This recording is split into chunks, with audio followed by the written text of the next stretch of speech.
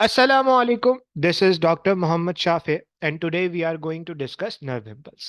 देखो इस टॉपिक के अंदर हम नर्व इम्पल्स डिस्कस करेंगे, जनरेशन और उसकी ट्रांसमिशन डिस्कस करेंगे। सही है। तो देखो, सबसे पहले आपको ये पता होना चाहिए कि नर्व इम्पल्स क्या चीज है। देखो, nerve impulse is an electrical signal that depends on the flow of ion across the membrane of a neuron. क्या कहना चाह रहा है भाई? कहना ये चाह रहा है कि ये जो नर्व इंपल्स है ना, ये क्या है? बेसिकली इलेक्ट्रिकल सिग्नल है। किस पे डिपेंड करता है या कब जनरेट होता है? जब न्यूरॉन की मेम्ब्रेन के अक्रॉस आइंस का फ्लो हो। क्या मतलब भाई? For example, this is the membrane of a neuron. अब नॉर्मली यहां पे आइंस मौजूद थे। कोई आइन अंदर आता है या कोई आइन बाहर जाता है। फॉर एग्जाम्पल, इसकी वजह से जो इलेक्ट्रिकल सिग्नल जनरेट होता है उसे आप क्या कह सकते हो? उसे आप नर्व इंपल्स कह सकते हो। ठीक है। तो ये सिग्नल स्टार्ट कैसे होता है? The signal begins as a change in the electrical gradient across the cell's plasma membrane. क्या होगा? इलेक्ट्रिकल ग्रेडियंट, यानी कि जैसे आप कह सकते हो मेनली वोल्टेज के चेंज की वजह से क्या होने वाला है? सिग्नल स्टार्ट होगा। सिंपल। अब सवाल ये आता है कि भाई हम प्रिसाइजली नर्व इंपल्स को क्या कह सकते हैं? सो बेसिकली नर्व इंपल्स को आप क्या कह सकते हो? It's a wave of electrochemical changes. It's a wave of electrochemical changes. भाई इलेक्ट्रोकेमिकल चेंजेस की वजह से एक वेव जनरेट हो रही है, दैट इज नर्व इंपल्स। अच्छा भाई, अब आपसे आगे क्या कह रहा है? कह रहा है all living cells have an electrical charge difference across their neurolemma. जितने भी मेरी बॉडी के न्यूरॉन हैं, उनकी सेल मेम्ब्रेन के अक्रॉस एक चार्ज डिफरेंस मौजूद है। क्या मतलब हो सकता है? बाहर पॉजिटिव आइन ज्यादा हो जिसकी वजह से बाहर पॉजिटिव चार्ज हो, और अंदर नेगेटिव आइन ज्यादा हो जिसकी वजह से अंदर नेगेटिव आइन। तो मेरी बॉडी में जितने भी लिविंग सेल्स हैं, उनके अक्रॉस चार्ज डिफरेंस पाया जाता है। अच्छा भाई, अब ये जो चार्ज डिफरेंस है ना, आपको पता है जब एक एक दो सरफेसेस यानी कि दो एरियाज के अक्रॉस कोई चार्ज डिफरेंस हो, तो वहां पे क्या जनरेट हो जाता है? वोल्टेज।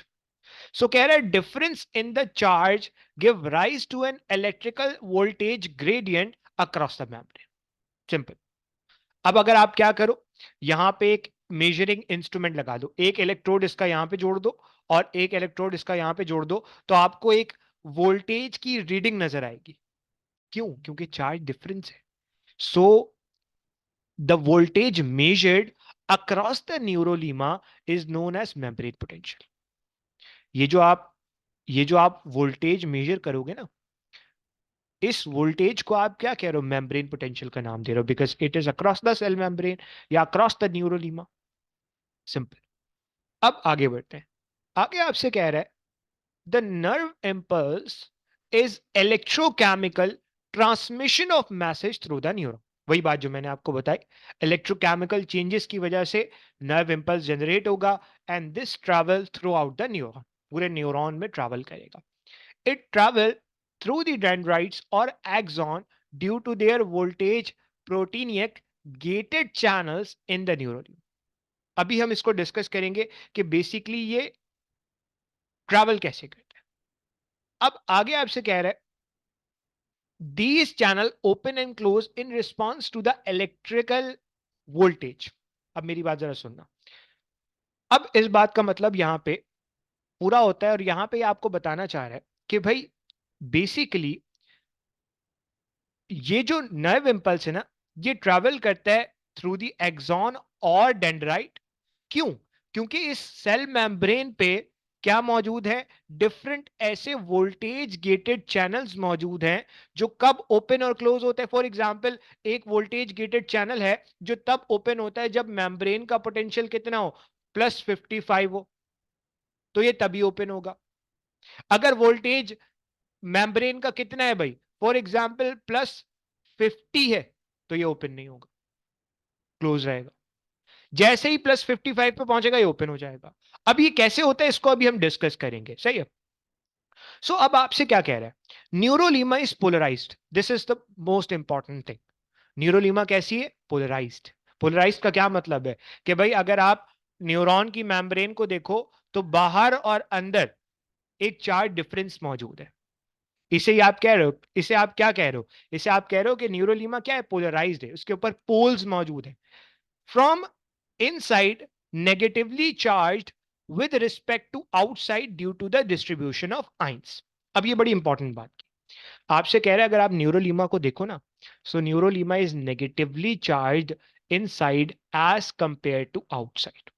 अब ये क्यों है, कैसे है, इसके लिए सिर्फ आपको एक चीज बता रहा है अभी फिलहाल, कि it is due to the distribution of ions. अब ये आइन की डिस्ट्रीब्यूशन के डिफरेंस की वजह से ऐसा क्या हुआ कि मेम्ब्रेन अंदर नेगेटिव हो गई, बाहर पॉजिटिव हो गई, ये अभी हम डिस्कस करें। लेकिन आपसे अभी सिर्फ इतना कह रहा है कि अंदर की जो मेम्ब्रेन है वो नेगेटिवली चार्ज है एज कंपेयर टू बाहर की, due to the distribution of ions. यानी कि अंदर किसी हद तक हम ये कह सकते हैं कि या तो नेगेटिवली चार्ज आइन ज्यादा है, या दूसरे अल्फाजों में there is a deficit in the positive. Simple. अब बढ़ जाते हैं आगे। अब आपसे कह रहा है डिस्ट्रीब्यूशन ऑफ आइंस के बारे में बात कर रहा है। So polarization means the intracellular major positive ions are potassium and sodium are the major extracellular ions. क्या मतलब, अगर आप न्यूरॉन की मेम्ब्रेन के अक्रॉस आइंस को देखो ना, तो बाहर बाहर मेनली क्या मौजूद है, सोडियम। बाहर सोडियम ज्यादा है और अंदर पोटेशियम ज्यादा है। अच्छा भाई, the concentration of potassium is 30 times greater inside the fluid than outside, and the concentration of sodium is nearly 10 times greater outside than inside of the fluid. अब क्या कहना चाह रहा है, देखो बेसिकली दिस इज द न्यूरोलीमा। बाहर sodium ion ज्यादा है। सवाल यह है कि बाहर सोडियम आयन कितना ज्यादा है। कहा यह जाता है कि अंदर से 10 गुना सोडियम आयन ज्यादा बाहर मौजूद है। इसी तरह अंदर पोटेशियम आयन 30 गुना ज्यादा मौजूद है बाहर के मुकाबले में। यानी कि बाहर पोटेशियम कम है, extra cellular, this is the extra cellular environment, यानी कि न्यूरोलीमा के बाहर, और ये न्यूरोलीमा के अंदर, यानी कि inside the cell, intracellular environment. तो इंट्रासेलुलर एनवायरमेंट के अंदर पोटेशियम 30 टाइम्स ज्यादा है एज कंपेयर टू आउटसाइड, और एक्स्ट्रा सेलुलर एनवायरमेंट के अंदर सोडियम 10 गुना ज्यादा है एज कंपेयर टू इनसाइड। सवाल ये होता है कि ये क्यों है, ये क्यों है। कह रहे distribution is created largely by the sodium potassium pump which actively transports sodium out of the cell and potassium inside of the cell. अब कहना क्या चाह रहा है, बहुत इंपॉर्टेंट बात है। कहना यह चाह रहा है कि हमारे पास कुछ पंप्स मौजूद हैं, ठीक है, जिनको आप कहते हो सोडियम पोटासियम पंप। ठीक है, फॉर एग्जांपल दिस इज न्यूरोलीमा, ये क्या मौजूद है, sodium potassium pump. So this is sodium potassium pump. अच्छा भाई, ये सेल के अंदर वाली साइड है, ये सेल के बाहर वाली साइड है। अब होता क्या है, आपसे कहना यह चाह रहा है भाई देखो, ये डिस्ट्रीब्यूशन इस तरह की क्यों हुई, ये इसका एक रीजन आपको क्या बता रहा है, इसका एक रीजन आपको ये बता रहा है कि भाई मेनली जो आपकी ये सारी कहानी है ना, ये क्यों हो रही है, it actually actively transport sodium out of the cell.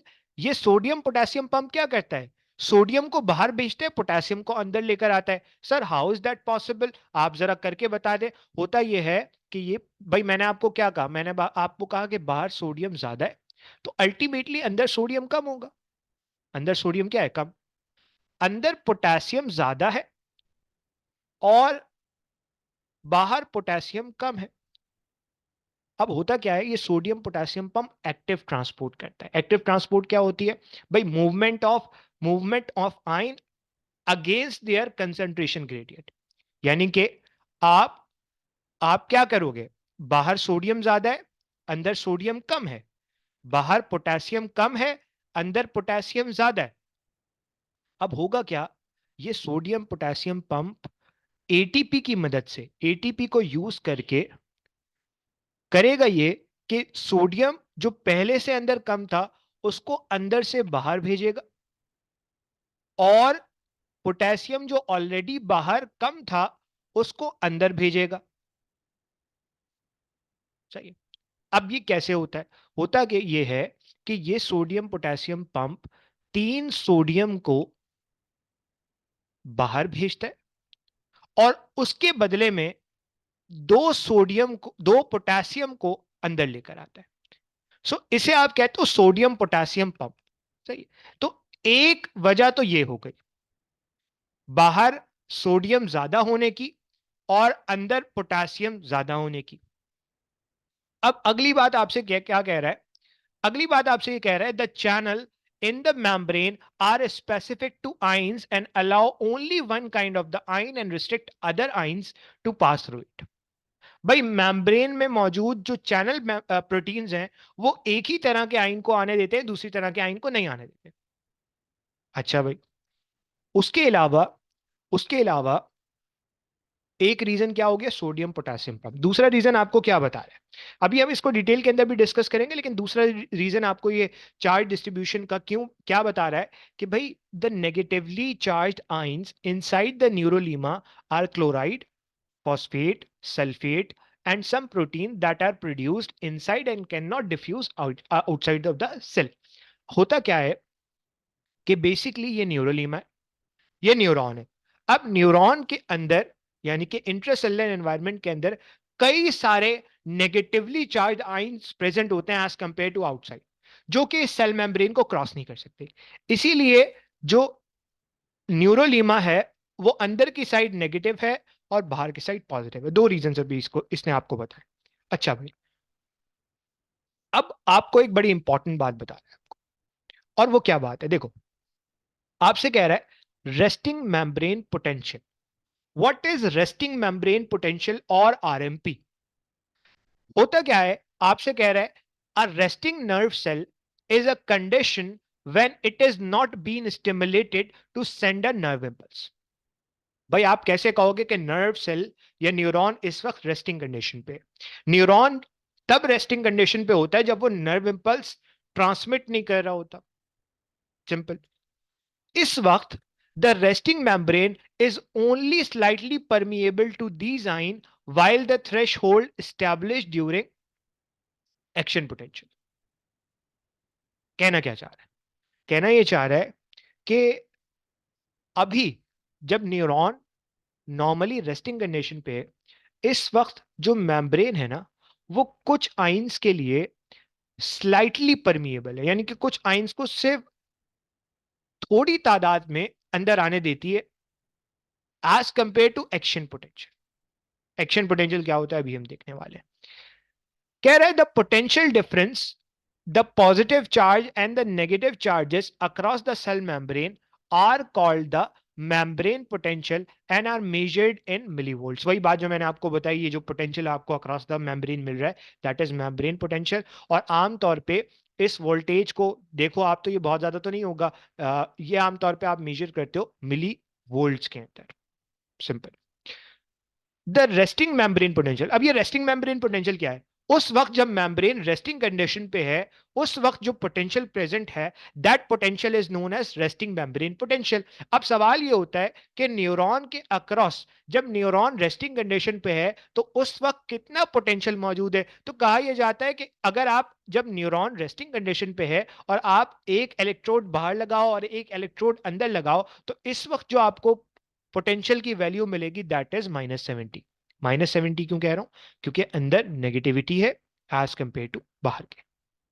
अच्छा भाई, the negative sign is related to the inside excessive negative ions. वही बात जो मैंने आपको बताया, नेगेटिवली चार्ज आइन अंदर ज्यादा है, एक रीजन तो ये है। अब होगा क्या? Neurons are excitable means they respond to change in their surrounding. अब न्यूरॉन को मैं आपको पहले ही बता चुका हूं, न्यूरॉन आर एक्साइटेबल। एक्साइटेबल का मतलब है कि ये अपने सराउंडिंग में आने वाले चेंज को फौरन रिस्पॉन्ड करते हैं, यानी कि अपने अपने स्टिमुलस को डिटेक्ट करना और फिर सारी चीजें करना, वो हम डिस्कस ऑलरेडी कर चुके हैं ना। अब आपसे क्या कह रहा है, दीज चेंजेस और stimuli affect the membrane potential. जैसे ही स्टिमुलस आएगा, इस मेम्ब्रेन पोटेंशियल पे फर्क आएगा। क्या फर्क होगा? होगा ये कि if the membrane potential become more negative than the resting membrane potential, the membrane become hyperpolarized. अब ये बड़ी इंपॉर्टेंट बात यहां पे आपसे कर रहा है। होता क्या है कि फॉर एग्जाम्पल ये न्यूरॉन है, इसकी मेम्ब्रेन है। अब अगर आप नॉर्मली रेस्टिंग कंडीशन पे देखो तो इस वक्त पोटेंशियल -70 है। अगर ये पोटेंशियल -70 से नीचे चला जाए और फॉर एग्जाम्पल ये -90 हो जाए, तो अब रेस्टिंग कंडीशन के मुकाबले में मेम्ब्रेन और नेगेटिव हो गई है। तो मैं ये कह सकता हूं कि इस वक्त मेम्ब्रेन क्या हो गई? Hyperpolarize. क्या हो गई है? Hyperpolarized. लेकिन अगर यही -70 से -50 हो जाए, यानी कि अब नेगेटिविटी कम हो रही है, पॉजिटिविटी बढ़ रही है, so now I can say the membrane is depolarized. Membrane क्या हो गई है? डीपोलराइज्ड। अच्छा भाई, sufficient depolarization result in an action potential. अब एक्शन पोटेंशियल यानी कि अगर मैं इसको आसान जबान में बात करूं तो नर्व इंपल्स कब जनरेट होगा? जब डीपोलराइजेशन एक सफिशिएंट अमाउंट तक पहुंचेगी। अब ये सफिशिएंट अमाउंट क्या है, इसको हमने देखना है। चलो, आगे आपसे कह रहा है when the membrane is at rest, potassium ion accumulates inside the cell due to a net movement with the concentration gradient। कहना आपसे ये चाह रहा है कि आमतौर पे जब मेम्ब्रेन रेस्टिंग कंडीशन पे है तो अंदर पोटेशियम ज्यादा है due to a net movement with the concentration gradient. The negative resting membrane potential is created and maintained by increasing the concentration of cation inside concentration of cation outside the cell। अब आपसे कहना क्या चाह रहा है? कहना यह चाह रहा है कि रेस्टिंग मेम्ब्रेन पोटेंशियल को आप कैसे मेंटेन रखोगे। रेस्टिंग मेम्ब्रेन पोटेंशियल की वैल्यू यानी कि -70, जब तक न्यूरॉन रेस्टिंग कंडीशन पे ये -70 ही कैसे रहेगी? इसको रखने का एक तरीका क्या है कि बाहर आप पॉजिटिव आइंस बढ़ा दो, कंसंट्रेशन ऑफ पॉजिटिव आइंस बढ़ा दो relative to the inside of the cell. अंदर के मुकाबले में बाहर आपने पॉजिटिव आइंस बढ़ाए, अंदर के मुकाबले में तो अंदर ऑब्वियस सी बात है खुद ब खुद नेगेटिविटी आ गई। The negative charge within the cell is created by the cell membrane been more permeable to potassium ion than sodium ions. कहना क्या चाह रहा है? देखो, कहना यह चाह रहा है कि आमतौर पे रेस्टिंग कंडीशन के अंदर जो मेम्ब्रेन होती है ना, it is more permeable to potassium ion as compare to sodium ion. क्यों? क्योंकि न्यूरोलीमा में आमतौर पे ज्यादा तादाद में क्या मौजूद होते हैं? पोटेशियम लीकी चैनल्स मौजूद होते हैं एज कंपेयर टू सोडियम के। अब ये लीकी चैनल वो होते हैं जो हर वक्त खुले रहते हैं। तो जब न्यूरोलीमा में ज्यादा पोटेशियम लीकी चैनल्स प्रेजेंट होंगे as compare to sodium leaky channels के, तो अल्टीमेटली क्या होगा? अल्टीमेटली होगा ये अल्टीमेटली होगा ये कि भाई हमारे पास मेम्ब्रेन जो है वो परमिएबल होगी पोटेशियम के लिए ज्यादा। अब आपसे आपसे आगे क्या कह रहा है? In neuron potassium ion are maintain at a high concentration within the cell while sodium ions are maintained at a higher concentration outside of the cell। Simple, वही बात जो मैंने आपको बताई हुई है। न्यूरॉन में आमतौर पे आप क्या कहते हो? पोटेशियम को अंदर ज्यादा रखते हो और सोडियम को बाहर ज्यादा रखते हो। The cell possesses sodium and potassium and sodium leaky channels that allow the two cation to diffuse down their concentration gradient। Simple. अच्छा भाई, अब आपसे आगे क्या कह रहे हैं? However, the neuron have far more potassium leaky channels than sodium leakage channel, और लीकेज चैनल बात एक ही है, सही है। Therefore potassium diffuse out of the neurolemma at a much faster rate than the sodium leaks in.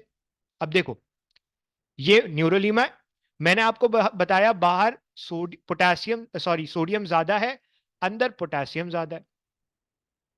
अब मैंने आपको बताया कि न्यूरोलीमा में ज्यादातर क्या मौजूद है, न्यूरोलीमा में ज्यादा तादाद में पोटेशियम लीकी चैनल मौजूद है, और ये लीकी चैनल सिर्फ और सिर्फ पैसिव मूवमेंट करवाते हैं, यानी कि आप कंसंट्रेशन ग्रेडियंट के फेवर में मूवमेंट करवाओगे। फॉर एग्जाम्पल, अब ये जो पोटेशियम लीकी चैनल है, फॉर एग्जाम्पल ये मैंने इतना मेम्ब्रेन का हिस्सा बनाया, इस मेम्ब्रेन के हिस्से में दो पोटेशियम लीकी चैनल्स हैं और एक सोडियम लीकी चैनल है। अब होगा क्या, होगा ये कि ये लीकी चैनल ज्यादा तादाद में पोटेशियम को बाहर भेजेंगे एज कंपेयर टू सोडियम बाहर से अंदर आए, क्योंकि बाहर सोडियम ज्यादा है, अंदर कम है, तो जाहिर सी बात है सोडियम लीकी चैनल से सोडियम बाहर से अंदर आएगा। अब ये आपने याद रखना है कि यहां पे देखो चार ऐसी चीजें जो रेस्टिंग मेम्ब्रेन पोटेंशियल को बना के रखेंगी। पहली चीज मैंने आपको क्या बताई, पहली चीज मैंने आपको सोडियम पोटेशियम पंप बताया। दूसरी चीज मैंने आपको नेगेटिवली चार्ज आइंस बताए। तीसरी चीज मैंने आपको क्या बताई, सॉरी तीन चीजें, तीसरी चीज मैंने आपको क्या बताई, तीसरी चीज मैंने आपको अभी बताई कि मेम्ब्रेन में पोटेशियम लीकी चैनल ज्यादा है as compare to sodium leaky channels के। अब क्या होगा, because more cation are leaving the cell than are entering, this cause the interior of the cell to be negatively charged relative to the outside of the neurolim। वही बात जो मैंने आपको बताई, जब ज्यादा तादाद में अंदर से बाहर पॉजिटिव चार्ज जाएगा तो अल्टीमेटली अंदर खुद ब खुद नेगेटिविटी आएगी, normal. The action of the sodium potassium pump help to maintain the resting membrane potential once established। अब मैंने आपको क्या कहा, पहली चीज मेम्ब्रेन जो है उसके ऊपर ज्यादा पोटासियम लीकी चैनल है, जिसकी वजह से ज्यादा पोटासियम अंदर से बाहर जाएगा और अल्टीमेटली अंदर मेम्ब्रेन नेगेटिव रहेगी। दूसरी इंपॉर्टेंट चीज जो मैंने आपको डिस्कस की वो क्या थी, कि जब मेम्ब्रेन अंदर नेगेटिव हो जाएगी तो इसको मेंटेन कौन रखेगा। भाई हो सकता है कि जब पोटेशियम बहुत ज्यादा अंदर से बाहर चला जाए तो एक वक्त आए कि पोटेशियम बाहर ज्यादा हो जाए, तो देयर आर चांसेस कि भाई पोटेशियम फिर जो है वो बाहर से अंदर आने लगे, देयर आर चांसेस। लेकिन अब जब आपने अंदर नेगेटिविटी जनरेट कर दी है तो इस नेगेटिविटी को कौन मेंटेन करके रखेगा, इस नेगेटिविटी को मेंटेन करके रखेगा सोडियम पोटेशियम पंप। कैसे, ये सोडियम पोटेशियम पंप क्या करेगा कि तीन सोडियम को अंदर से बाहर भेजेगा और उसके बदले में दो पोटेशियम को बाहर से अंदर लेकर आएगा। अच्छा, अब अगर आप देखो यहां पे, तो यहां पे आप रेस्टिंग मेम्ब्रेन पोटेंशियल कैसे मेंटेन कर रहे हो, तीन पोटेशियम आयन का सॉरी तीन सोडियम आयन को आप अंदर से बाहर भेज रहे हो, इसका मतलब है तीन पॉजिटिव चार्ज अंदर से बाहर जा रहे हैं, उसके मुकाबले में सिर्फ दो ही अंदर आ रहे हैं, तो अंदर एक पॉजिटिव आयन का लॉस हो गया है, जिसकी वजह से अंदर क्या है, थोड़ी सी नेगेटिविटी है। इस नेगेटिविटी को मेंटेन करने में यही sodium potassium pump major role play कर रहा है। अच्छा भाई, आपसे आगे कह रहा है, recall that sodium potassium pump bring two potassium ion into the cell while removing three sodium ion पर एटीपी कंज्यूम। एक एटीपी कंज्यूम करने पर सोडियम पोटेशियम पंप तीन सोडियम को बाहर भेजेगा और दो पोटेशियम को अंदर लेकर। अच्छा, as more cations are expelled from the cell than taken in, the inside of the cell remain negatively charged relative to the extracellular fluid। एक बात मैंने आपको ये बता दी। अच्छा, it should be noted that chlorine, basically ये chloride लिखना चाहिए था, tend to accumulate outside of the cell because they are repelled by negatively charged protein within the cytoplasm। अब होता क्या है कि आमतौर पे ये न्यूरोलीमा है, तो बाहर क्लोराइड आयन ज्यादा एक्यूमुलेट हो जाता है, क्योंकि अंदर ऑलरेडी प्रोटीन नेगेटिवली चार्ज मौजूद है और नेगेटिव चार्जेस एक दूसरे को क्या करेंगे, रिपेल करेंगे। सिंपल। अब आ जाओ जरा आगे। ठीक है, ये हमने बात की किसकी, रेस्टिंग मेम्ब्रेन पोटेंशियल की। अब आ जाओ जरा एक्शन मेम्ब्रेन पोटेंशियल पे। What is action membrane potential? आपसे कह रहा है action potential is triggered when any stimulus received by the neuron. अब एक्शन पोटेंशियल कब ट्रिगर होगा या कब जनरेट होगा? एक्शन पोटेंशियल तब जनरेट होगा जब कोई स्टिमुलस आएगा। अब होगा क्या? होगा ये कि जैसे ही स्टिमुलस आया, the sodium channels open instantly and sodium rushed inside the cell depending upon the intensity of the stimulus। अब होगा क्या कि जैसे ही स्टिमुलस आया, फॉर एग्जाम्पल ये क्या था, ये रिसेप्टर का न्यूरॉन था जो आपके टच को डिटेक्ट करता है। अब ये मैं एक छोटी सी एग्जांपल दे रहा हूं। अब होगा क्या कि जैसे ही आपको किसी ने टच किया, मैकेनिकल स्टिमुलस लगा, तो हो सकता है यहां पे क्या मौजूद हो, मैकेनिकली गेटेड सोडियम चैनल्स मौजूद हो। जैसे ही किसी ने आपको टच किया, मैकेनिकली गेटेड सोडियम चैनल्स खुल गए और इसकी वजह से सोडियम बाहर से अंदर आने लगा। अब सवाल यह होता है कि भाई on which factor it depends on the intensity of the stimulus. जितना ज्यादा स्टिमुलस की इंटेंसिटी होगी उतने ज्यादा जो है वो सोडियम आयन ओपन होंगे, उतना तेजी से सोडियम अंदर आएगा। The membrane potential change from its resting value. अब देखो, अब बेसिकली क्या हो रहा है, बाहर से सोडियम अंदर आ रहा है, तो अंदर पॉजिटिव आयंस की तादाद बढ़ रही है। जब अंदर पॉजिटिव आयंस की तादाद बढ़ रही है तो अल्टीमेटली मेम्ब्रेन की वैल्यू जो कि -70 थी, अब वो -70 नहीं रहेगी बल्कि पॉजिटिविटी की तरफ जाना शुरू हो जाएगी, यानी कि नेगेटिविटी कम होती रहेगी। अब क्या होगा, कह रहा है the action potential may reach up to +50 millivolt. हो सकता है ये पॉजिटिविटी पहुंचते पहुंचते कहां तक पहुंच जाए, +50। अच्छा, then the gates of the sodium closed and potassium channels open which diffuse out of the membrane। अच्छा, ये क्या कहना चाह रहा है, इसको जरा समझना। देखो, फॉर एग्जाम्पल ये न्यूरोलियम, सही है। अच्छा, अब मैंने आपको बताया जैसी स्टिमुलस आया सोडियम चैनल्स खुल गए, जिसकी वजह से सोडियम अंदर आने लगा।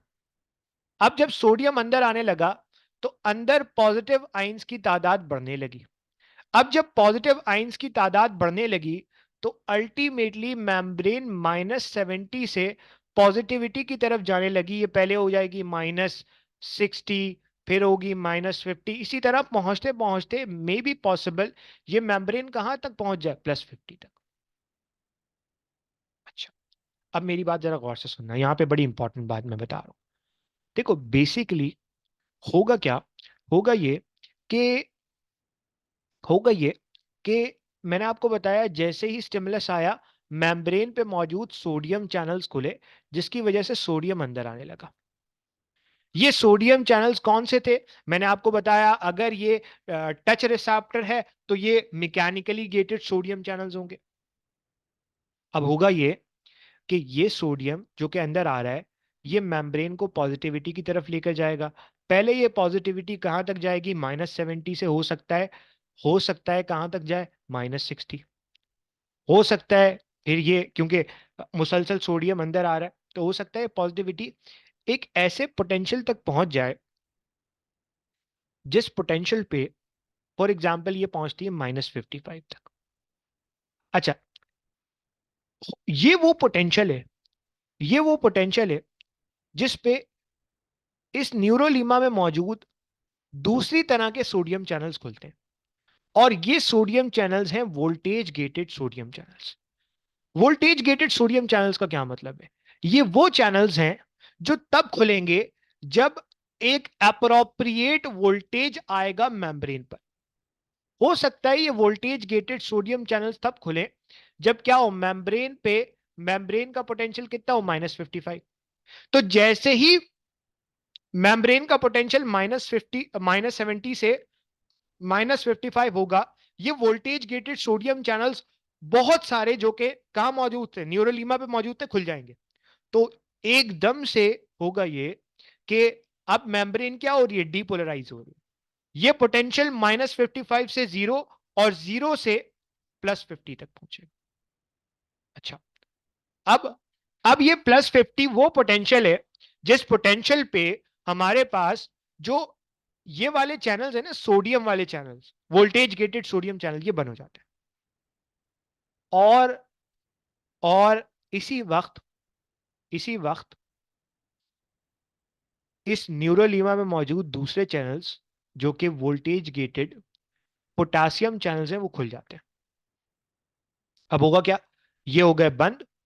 अब सोडियम अंदर नहीं आ रहा, सोडियम अंदर आना बंद हो गया है। मेम्ब्रेन का पोटेंशियल है -50। अब जरा इधर देखो, न्यूरोलीमा, ये है वोल्टेज गेटेड सोडियम चैनल्स, ये है वोल्टेज गेटेड पोटेशियम चैनल, ये हो गया बंद। ठीक है, अब और सोडियम अंदर नहीं आ सकता। ये इस वक्त मेम्ब्रेन का पोटेंशियल है +50। इस वक्त कौन से चैनल खुल गए, वोल्टेज गेटेड पोटेशियम चैनल्स। इन वोल्टेज गेटेड पोटेशियम चैनल से क्या होगा, अब जरा सुनना इधर। यहां पे आपकी बुक क्या कहती है, यहां पे आपकी बुक कहती है कि भाई, as potassium goes outside the membrane goes out, the membrane potential become negatively charged once again and repolarize। अब जरा सुनना, अब मेरी बात जरा गौर से सुनना। इस वक्त जो मेम्ब्रेन का पोटेंशियल +50 था, जिसकी वजह से ये वोल्टेज गेटेड सोडियम चैनल बंद हो गए थे, इस वक्त एक नए तरह के चैनल खुलेंगे जिसका नाम है वोल्टेज गेटेड पोटेशियम चैनल्स। और इसकी वजह से क्या होगा, अब पोटेशियम बाहर जाने लगेगा। जब पोटेशियम बाहर जाने लगेगा ना, इन वोल्टेज गेटेड पोटेशियम चैनल्स की वजह से, तो अंदर से basically positive are positive ion बाहर जा रहा है। तो अंदर बेसिकली पॉजिटिव आइन का लॉस हो रहा है, पॉजिटिविटी कम होगी। तो होगा क्या, अब मेम्ब्रेन जो कि डीपोलराइज हो गई थी, इसकी नेगेटिविटी पॉजिटिविटी में कन्वर्ट हो गई थी, अब वापस दोबारा मेम्ब्रेन नेगेटिविटी की तरफ जाने लगेगी। और अल्टीमेटली मैं क्या कहूंगा कि मेम्ब्रेन क्या होने लगी है, अपनी पोलराइज स्टेट को वापस लेकर आ रही है, यानी कि रीपोलराइज होने लगी है। सिंपल। अच्छा भाई, अब यहां पे एक बड़ी इंटरेस्टिंग बात की जाएगी, जरा सुन। This return the resting state usually takes from the 10 to 30 millisecond. आमतौर पे ये जो पॉजिटिविटी आई थी ना, इसको वापस नेगेटिविटी कितने उसके अंदर ले आएगी, तकरीबन 10 से 30 मिली सेकेंड्स के अंदर अंदर। अच्छा, अब बड़ी इंपॉर्टेंट बात है, if stimulus is capable to produce action potential in neuron, it is called threshold stimulus. if stimulus is not capable to excite or fail to arise any response, it is called subthreshold। अब मेरी बात जरा गौर से सुनना है, यहाँ पे बहुत इंपॉर्टेंट बात बता रहा हूं यहाँ पे। देखो बेसिकली मैंने आपको कहा कि पहले क्या खुले थे, अगर मैंने इसकी बात की थी कि फॉर एग्जांपल ये टच रिसेप्टर था, तो मैकेनिकली गेटेड सोडियम चैनल्स खुले थे, जिसकी वजह से मेम्ब्रेन नेगेटिव से पॉजिटिव की तरफ जाना शुरू हुई।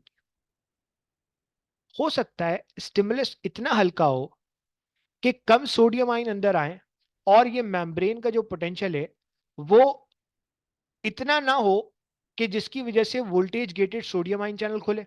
या हो सक अब इसकी एग्जांपल देखो, हो सकता है इतना हल्का स्टिमुलस हो कि ये वोल्टेज -70 से +-55 पहुंच ही ना पाए, कितना रहे, -60। तो क्या अब ये वोल्टेज गेटेड सोडियम चैनल्स खुलेंगे, नहीं खुलेंगे। जब ये नहीं खुलेंगे तो क्या एक्शन पोटेंशियल जनरेट होगा, नहीं जनरेट। इसका मतलब है स्टिमुलस इतना हल्का था कि वो एक्शन पोटेंशियल जनरेट नहीं कर पाया। This type of stimulus is सब थ्रेशोल्ड स्टिमुलस, सब थ्रेशोल्ड।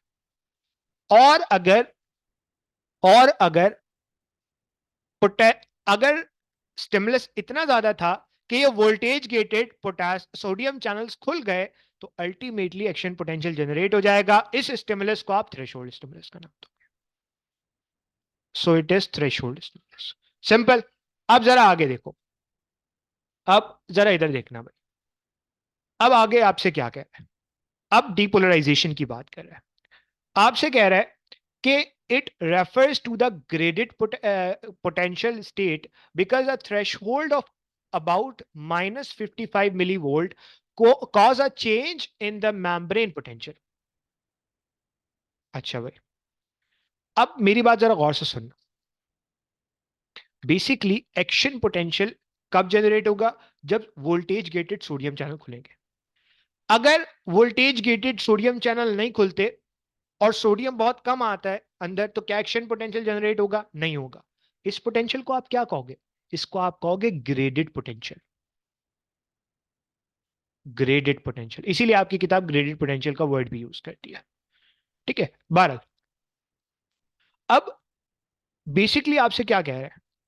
बेसिकली आपसे कह रहा है it refers to the graded potential state because a threshold stimulus of about -55 cause a change in the membrane potential. The threshold stimulus must be strong enough to change the resting membrane potential into action membrane potential. Stimulus को इतना ज्यादा होना चाहिए, thresh hold तक होना चाहिए, जिसकी वजह से रेस्टिंग मेम्ब्रेन पोटेंशियल किसके अंदर कन्वर्ट हो जाए? एक्शन मेम्ब्रेन पोटेंशियल के अंदर। So this result in the alternation of the in the electronegativity of the membrane causes the sorry because the stimulus caused the influx of the sodium ion by 10 times more than in the resting state। जिसकी वजह से क्या हो? Resting state के मुकाबले में 10 गुना sodium अंदर आने लगे। क्यों? क्योंकि वोल्टेज गेटेड सोडियम चैनल खुलते हैं। अच्छा भाई, for this voltage gated sodium channels open, the action potential state is based on all or none law and has two possibilities. ये बहुत इंपॉर्टेंट बात है। यहां पे एक लॉ अप्लाई होता है और वो ये लॉ ये कहता है कि अगर तो स्टिमुलस थ्रेश होल्ड की वैल्यू यानी कि -55 को टच नहीं करता, there will be no action potential state. Action potential generate ही नहीं होगा। लेकिन अगर स्टिमुलस थ्रेशोल्ड से ज्यादा होगा तो एक्शन पोटेंशियल जनरेट हो जाएगा। यानी कि अगर थ्रेशोल्ड से कम हुआ एक्शन पोटेंशियल, ऐसा नहीं होगा कि पार्शियली जनरेट हो गया, ऑल और नन, या तो होगा या नहीं होगा, सिंपल। अच्छा भाई, अब अगली बात आपसे कह रहा है कि voltage gated sodium channel open channel carrier and influx of sodium ion give rise to depolarization। Sodium voltage gated sodium channel खुले, depolarization हुई। as the channel become closed or inactivated the depolarization ends। मैंने आपको बताया कि एक potential आया था +50 वाला, ये वो पोटेंशियल था जिसपे वोल्टेज गेटेड सोडियम चैनल बंद हो गए थे या इनएक्टिव हो गए थे। इस वक्त क्या हुआ? डीपोलराइजेशन एंड हो गई। और अब कौन से चैनल खुले थे वो अभी हमने आगे देखा था, सही है। After a cell has established a resting potential, that cell has the capacity to undergo depolarization. एक दफा मेम्ब्रेन वापस रेस्टिंग पोटेंशियल पे आ गई तो फिर मेम्ब्रेन दोबारा डिपोलराइज हो सकती है। During depolarization the membrane potential rapidly shift from negative to positive. Depolarization में क्या हो रहा है? मेम्ब्रेन नेगेटिव थी, पॉजिटिविटी की तरफ जा रही है। For this rapid change to take place within the interior of the cell several event must occur along the neurolemma. वो कौन कौन से इवेंट्स थे अभी उनको हमने देखा था ना भाई। सबसे पहली चीज, while the sodium potassium pump continue to work, the voltage gated channel that has been closed while the cell was at resting potential are opened in response to an initial change in the voltage। अच्छा भाई, अब आपसे क्या कह रहा है? कह रहा है while the sodium potassium pump continue to work, जब तक सोडियम पोटेशियम पंप काम कर रहा है, the voltage gated channels that has been closed while the cell was at resting potential, उस वक्त जब वोल्टेज गेटेड चैनल्स बंद है, उस वक्त क्या काम कर रहा है? उस वक्त बेसिकली काम कर रहा है सोडियम पोटेशियम पंप। अच्छा भाई, as the sodium ions rush back into the cell, they add positive charge to the cell interior and change the membrane potential from negative to positive. वही depolarization वाली बात कर रहा है.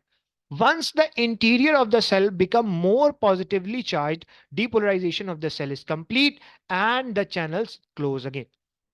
भाई जब रेस्टिंग कंडीशन थी उस वक्त ये वोल्टेज गेटेड सोडियम चैनल्स बंद थे, क्योंकि उस वक्त मेम्ब्रेन का जो पोटेंशियल था वो इतना नहीं था कि इसको खोल सके.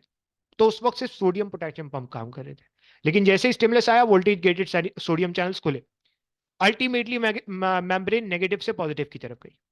और जैसे ही डिपोलराइजेशन कंप्लीट हुई, यानी कि पोटेंशियल +50 तक पहुंचा, ये वो पोटेंशियल था जिसपे फिर वोल्टेज गेटेड सोडियम चैनल्स बंद हो गए. सिंपल. इतनी बात कर रहा है आपसे. अब आपसे रिपोलराइजेशन की बात कर रहे हैं. रिपोलराइजेशन के बारे में कह रहा है. रिपोलराइजेशन क्या है भाई? मेम्ब्रेन नेगेटिव थी, पॉजिटिव हुई, डिपोलराइजेशन. अब अब इस पॉजिटिव मेम्ब्रेन को वापस अपनी नॉर्मल हालत पे लाना है. बिल्कुल लाना है. So it's a condition during which electrical balance is restored. उस इलेक्ट्रिकल बैलेंस को क्या कर रहे हो? रीस्टोर्ड. यानी कि अंदर नेगेटिविटी और बाहर पॉजिटिविटी वापस लेकर आ रहे हो. Due to high concentration of sodium ions inside the exoplasm, the potassium channels will open. मैंने आपको बताया जब डिपोलराइजेशन एंड होगी, यानी कि +55 वोल्टेज होगा, तो इस वक्त वोल्टेज गेटेड सोडियम चैनल बंद होंगे और वोल्टेज गेटेड पोटेशियम चैनल खुलेंगे, जिसकी वजह से अंदर से पोटेशियम बाहर जाना शुरू करेगा. सो efflux of the potassium ions through the potassium channel occur as a result of the opening of potassium voltage gated channels. Sodium voltage gated channels will close. ये बात मैं आपको बता चुका हूं. जब वोल्टेज गेटेड सोडियम चैनल्स बंद हो जाएंगे तो कोई सोडियम अंदर नहीं आएगा. जब कोई सोडियम अंदर नहीं आएगा, मुसलसल पॉजिटिव आइन बाहर जा रहा है, अल्टीमेटली मेम्ब्रेन वापस नेगेटिविटी की तरफ आएगी और मेम्ब्रेन पोटेंशियल किसी हद तक दोबारा आ जाएगा. अब अगर आप यहां पे देखो तो चलो मैं यहां पे आपको एक ग्राफ बताता हूं. This graph is quite important जो मैं यहां पे अभी ड्रॉ करूंगा, क्योंकि इस ग्राफ को इंटरप्रीट करना आपको आना चाहिए. फॉर एग्जाम्पल हुआ क्या? हुआ ये कि मेम्ब्रेन नॉर्मली -70 पे थी. स्टिमुलस आया. स्टिमुलस की वजह से मेम्ब्रेन ने थ्रेशोल्ड को टच किया, एंड दिस थ्रेशोल्ड इज -55. यहां से यहां तक ले जाने में कौन से चैनल्स का हाथ था?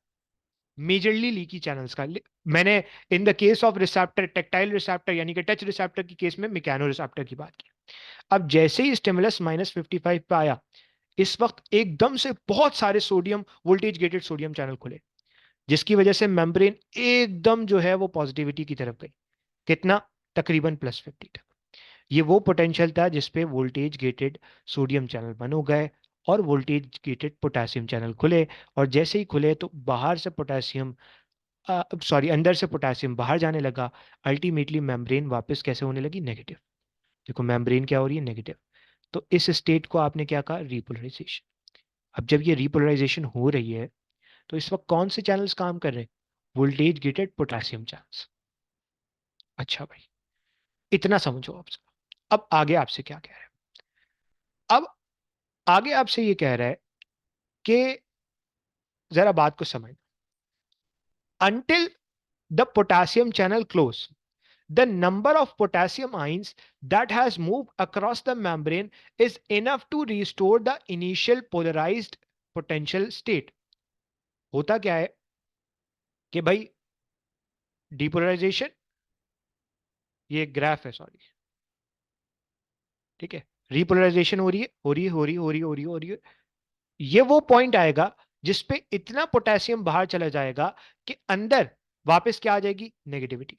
वापस वही स्टेट, वापस वही पोटेंशियल आ जाएगा, यानी कि -70. अच्छा.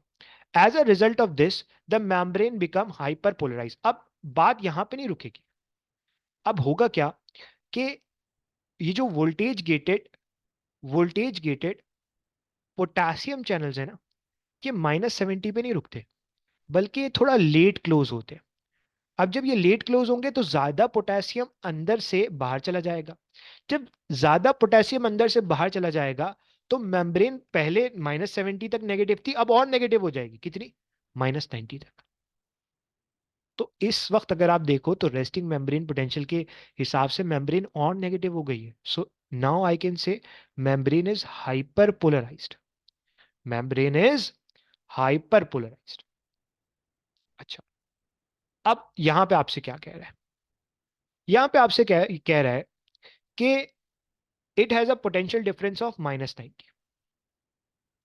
After a cell has been depolarized, it undergo one final change in internal charge. Following depolarization, the voltage-gated sodium channels that has been opened while the cell was undergoing depolarization close again. Simple वही बात जो मैंने आपको बताई थी. The increase positive charge within the cell now cause the potassium channels to open. वही बात है जो मैं आपको मुसलसल रिपीट हो रही है.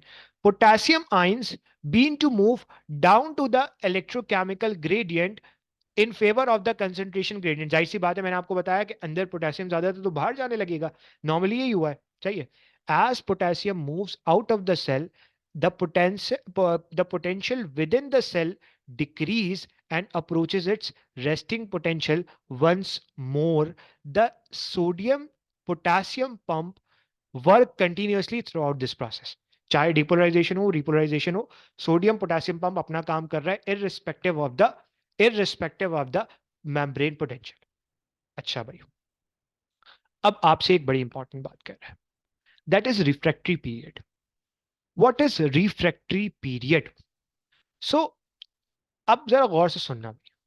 रिफ्रैक्टरी फेज वो पीरियड है भाई. अब क्या हुआ? डिपोलराइजेशन हुई.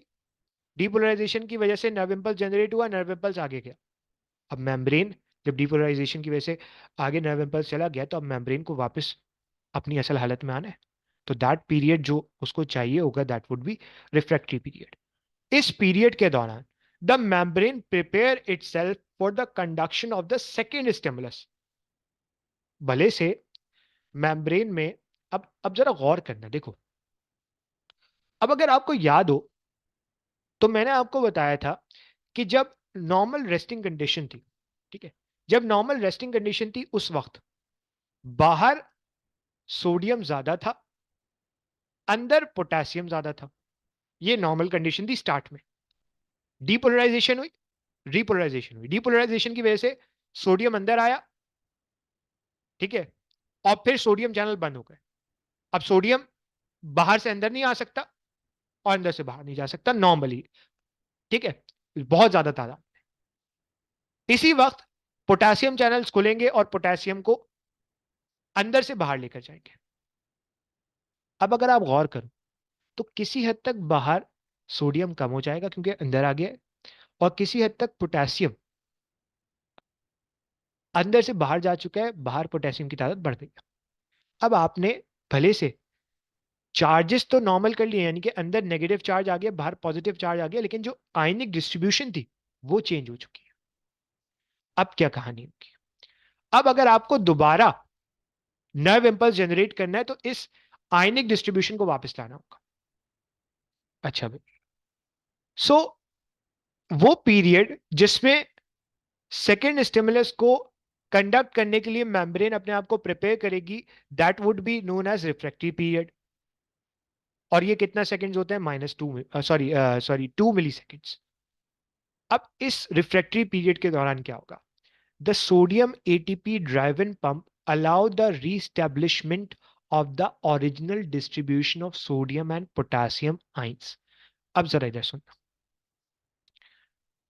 अब हालत ये हुई है कि भले से मेम्ब्रेन अंदर नेगेटिव हो गई है, बाहर पॉजिटिव हो गई है, लेकिन अंदर सोडियम ज्यादा हो गया है, बाहर पोटेशियम ज्यादा हो गया. अब आपने वापस जो है ना इस हालत को वापस लेकर आना है कि बाहर सोडियम ज्यादा करना है और अंदर पोटेशियम ज्यादा करना है. तो इस वक्त कौन सा पंप काम करेगा?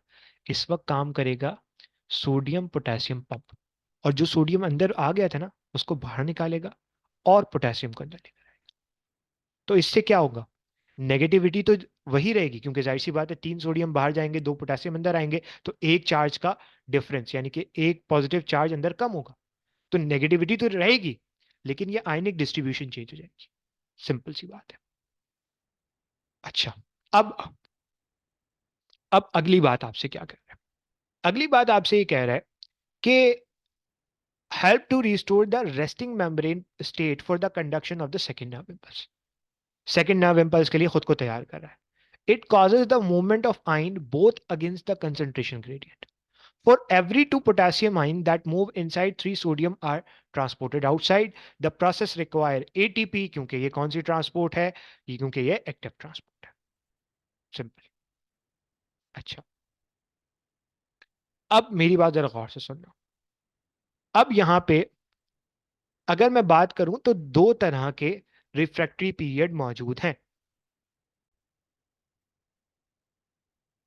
अच्छा भाई, तो जो दो तरह के रिफ्रैक्टरी पीरियड है, एक का नाम है एब्सोल्यूट रिफ्रैक्टरी पीरियड और एक का नाम है रिलेटिव रिफ्रैक्टरी पीरियड. अब इन दोनों में डिफरेंस क्या है देखो.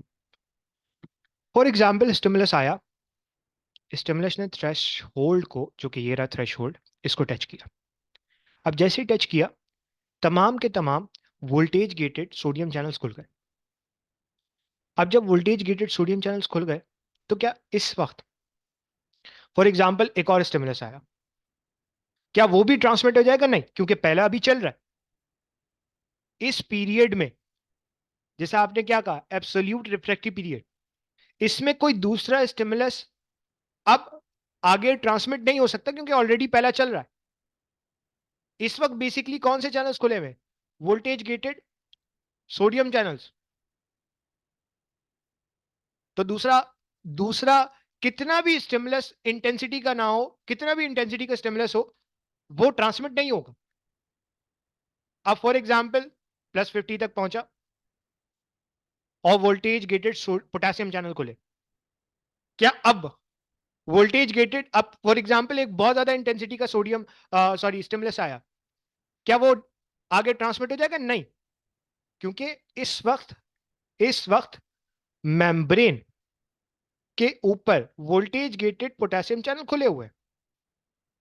और वैसे भी मेम्ब्रेन का जो पोटेंशियल है वो पॉजिटिविटी की तरफ है, +55 +50 तक है. अब जैसे ही ये voltage gated potassium channel potassium को बाहर निकालेंगे, एक ऐसा पॉइंट आएगा जिसकी वजह से हाइपर पोलराइजेशन होगी, वो मैं आपको बता चुका हूं. अब ये वाला जो पॉइंट है ना, जहां पे क्या हुई, मेम्ब्रेन ज्यादा नेगेटिव हो गई as compare to resting condition के, इसको आपने क्या कहा, हाइपर पोलराइजेशन का नाम दिया. अब अगर देखो, तो यहां पे मेजरली जो पोटेशियम चैनल्स हैं वो बंद हो रहे हैं, और अब यहां पे सिर्फ एक चैनल काम करेगा जो कि आयनिक डिस्ट्रीब्यूशन को वापस लेकर आएगा, and that is sodium potassium pump. अब अगर इस वक्त बहुत ज्यादा इंटेंसिटी का स्टिमुलस आ जाए, तो देयर आर चांसेस, क्योंकि मेम्ब्रेन नॉर्मल हालत के मुकाबले में ज्यादा नेगेटिव है. अब फॉर एग्जांपल पहले आपको अगर 20 सोडियम आयन अंदर लाके आप जो है वो थ्रेशोल्ड को टच कर सकते थे, क्योंकि डिस्टेंस कम था, -70 से -55 ले जाना आसान था. तो अब क्योंकि मेम्ब्रेन -90 तक हो गई, अब आपको ज्यादा इंटेंसिटी का स्टिमुलस चाहिए होगा ताकि आप क्या टच कर सको, थ्रेशोल्ड टच कर सको. सो इस रिफ्रैक्टरी पीरियड को आप रिलेटिव रिफ्रैक्टरी पीरियड कहते हो. Sir what is the difference between absolute refractory period and relative refractory period? Absolute refractory period वो होता है जिसमें किसी भी सूरत आप एक्शन पोटेंशियल जनरेट ना कर सको, चाहे स्टिमुलस कितनी भी इंटेंसिटी का हो. अच्छा, उसके अलावा रिलेटिव रिफ्रैक्टरी पीरियड क्या है? वो पीरियड जिसके अंदर आप एक्शन पोटेंशियल जनरेट कर सकते हो, लेकिन स्टिमुलस की इंटेंसिटी ज्यादा होनी चाहिए नॉर्मल से. ये बातें आपको बस पता होनी चाहिए. दो तरह का रिफ्रैक्टिव पीरियड मैंने आपको डिस्कस कर दिया. चलो, अब जरा आगे बढ़ते हैं और अब बात करते हैं हाइपर पोलराइजेशन की. हाइपर पोलराइजेशन क्यों हुई? The process of repolarization cause an overshoot in the potential of the cell. Potassium ion continue to move out through the potassium channels, or chloride ion through chloride channels. Therefore, the resting potential is exceeded and a new cell potential becomes more negative than the resting potential. अब देखो normally क्या होता है, normally मैंने आपको बताया potassium channel there से बंद होते हैं, जिसकी वजह से ज्यादा पोटेशियम बाहर चला जाता है, अंदर ज्यादा नेगेटिविटी डेवलप हो जाती है. लेकिन आपकी बुक कह रही है कि कभी कभी ये हो सकता है कि जब -70 पोटेंशियल टच करे ना, तो हो सकता है क्लोराइड चैनल्स खुल जाए, जिसकी वजह से क्लोराइड जो कि नेगेटिवली चार्ज है अंदर है, तो मेम्ब्रेन नॉन नेगेटिव हो जाए। ये एक स्पेशल केसेस पे बात नहीं कर रहे, सही। The resting potential is ultimately reestablished by closing all the voltage gated ion channels. अब एक वक्त ऐसा आएगा जो कि -90 वाला था, जिस वक्त तमाम channels voltage gated, sodium channels पहले ही बन हो गए थे +50 पे, अब पोटेशियम चैनल वोल्टेज गेटेड भी बन हो जाएंगे, और सिर्फ अब एक चैनल काम करेगा। लीकी चैनल तो हर वक्त काम कर रहे हैं, लेकिन एक मेजर चैनल काम करेगा, that is sodium potassium pump. यहां पे रिपोलराइजेशन हो जाएगी, सही है। तो फिर मैंने आपको ये पूरा जो नर्व इम्पल्स वाला पार्ट था, इसको मैंने डिस्कस कर लिया। अब सवाल ये होता है कि नर्व इम्पल्स की वेलोसिटी क्या होती है। देखो, अगर आपने मैसेज को पहुंचाना है ना नर्व्स के थ्रू, तो एक्शन पोटेंशियल को बहुत तेजी से ट्रैवल करना चाहिए ताकि मैसेज जल्दी जाए। सो बेसिकली एनिमल्स ने एक्शन नर्व इम्पल्स की वेलोसिटी को बढ़ाने के दो तरीके निकाले। भाई, नर्व इम्पल्स की वेलोसिटी तेज होनी चाहिए ताकि मैसेज जल्दी पहुंचे। अब मैसेज जल्दी पहुंचने के दो रास्ते। The velocity of the conduction is greater if the diameter of the axon is larger. अगर आप क्या करो, फॉर एग्जाम्पल, पहले एक्सॉन इतना पतला था, अब इतना मोटा एक्सॉन है, तो आपको पता है जैसे जैसे आप वायर का क्रॉस सेक्शनल एरिया या डायमीटर बढ़ाते हो, रेजिस्टेंस कम होती है, जिसकी वजह से करंट तेजी से फ्लो करता है। तो एक रास्ता तो ये हो गया। ये दूसरा रास्ता मैं आपको पहले ही बता चुका हूं, माइलिनेशन। आप क्या कर दो, ये एक्सॉन है, इसमें माइलिन शीट चढ़ा दो, ठीक है।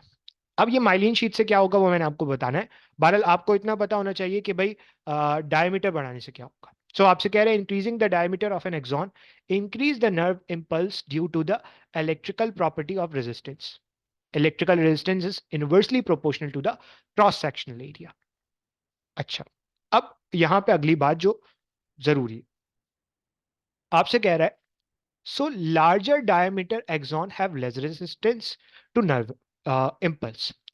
Transmission speed varies from several centimeter per second in very thin axon to about 100 meter per second in in uh, giant axons, ठीक है। अब बेसिकली सॉरी अब बेसिकली हमारे पास जो बड़े ज्यादा डायमीटर वाले एक्सॉन्स होते हैं, उनके अंदर ये ये स्पीड 100 मीटर पर सेकेंड तक पहुंच सकती है, जबकि जो कम डायमीटर वाले हैं उनमें ये 2-4 सेंटीमीटर पर सेकेंड तक रह सकती है। सिंपल।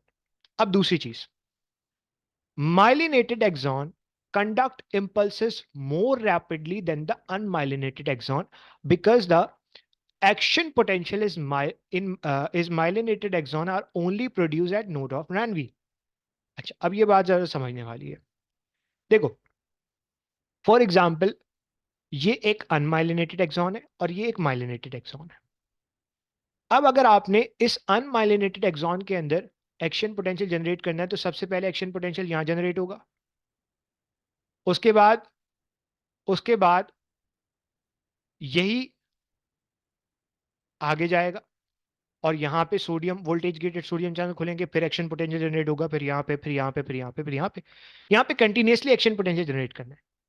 लेकिन माइलिनेटेड एक्सॉन में क्योंकि यहाँ पे क्या मौजूद है, माइलिन शीट, तो यहाँ पे तो कोई वोल्टेज ग्रेडेड सोडियम चैनल मौजूद नहीं होंगे। तो फॉर एग्जांपल यहाँ पे आपने यहाँ पे आपने क्या जनरेट किया, एक्शन पोटेंशियल।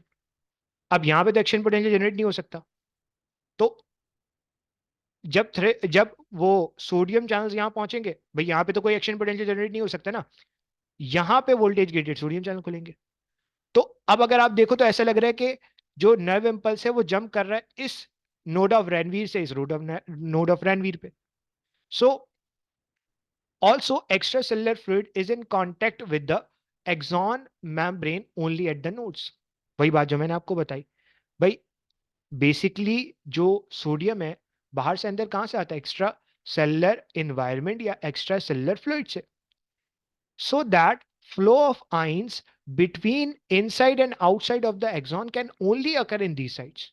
अब अगर आप यहां पे देखो, तो माइलिनेटेड एक्सॉन या माइलिनेटेड न्यूरॉन के अंदर अगर आपने सोडियम को अंदर लेकर जाना है, पोटेशियम को बाहर लाना है, जो भी आयनिक चार्जेस की, जैसे आप कह सकते हो कि मूवमेंट है, वो सिर्फ और सिर्फ नोड ऑफ रैनवीर पे हो सकती है, क्योंकि उसके अलावा तो माइलिनेशन है, वहां पे कुछ नहीं हो सकता. सो the action potential does not propagate over the length of the axon, but rather jump from node to node, node of Ranvier to node of Ranvier, skipping the insulated region of the membrane between the node. This mechanism is called saltatory conduction. अब ये जो neuron, ये जो action potential का jump करना है ना, this is called saltatory conduction. ये ज्यादा तेज क्यों है? क्योंकि यहाँ पे एक्शन पोटेंशियल जनरेट हुआ, यहाँ पे जंप करके जाएगा, फिर यहाँ पे जंप करके जाएगा. तो ये जो जंपिंग एक्शन है ना, इसकी वजह से नर्व इम्पल्स बहुत तेजी से ट्रांसमिट करेगा. कहा यह जाता है कि it may transmit up to 150 metre per second. और यहाँ पे कम होता है. यहाँ पे कई बुक्स के अंदर कई इसकी जो है वो आपको वैल्यूज मिल जाएंगी. कुछ बुक्स के अंदर कहा यह जाता है कि भाई ये 2 to 5 सेंटीमीटर पर सेकेंड भी हो सकता है. तो ये बहुत कम है. सही है. सो बेसिकली किस तरह से ट्रांसमिशन हो रही है, किस तरह से ट्रांसमिशन हो रही है, ये आपको पता होना चाहिए. यहाँ पे आके हमारा नर्व इम्पल्स वाला पार्ट कंप्लीट हुआ, जिसके अंदर हमने पढ़ा कि किस तरह से नर्व इम्पल्स जनरेट होता है और ट्रांसमिट होता है. So that's all about the nerve impulse. यहाँ पे आके हमारा पार्ट कंप्लीट होता है. इंशाल्लाह जिंदगी रही तो आपसे नेक्स्ट वीडियो के अंदर फिर मुलाकात होगी. तब तक के लिए अल्लाह हाफिज.